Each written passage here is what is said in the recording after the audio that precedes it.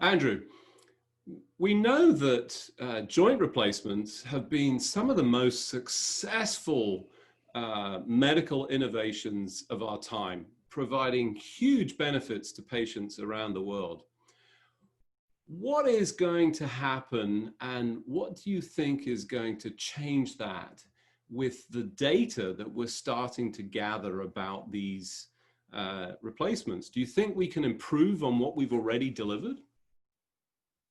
Oh, look, absolutely, Nick. And I think I may have mentioned before, I believe it's unlikely that implants are going to get any better. I mean, implants really, in terms of their wear characteristics, are fabulous. Surgeons have got many choices in what they can use. In the old days, it was, well, I do an operation and I do the same operation for every patient. And I see them at 2 or 3 months later and they're happy.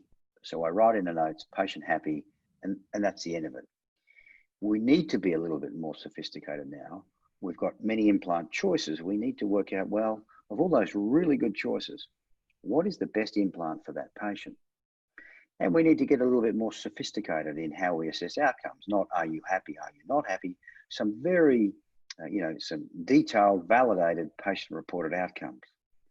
Then what we can do over a period of time with lots of data collection is we can relate what we actually achieved at the time of surgery to how the patient was, both in the short term and the medium term. We can use all that data and we get feedback from that data to make that then the next generation of patients even happier.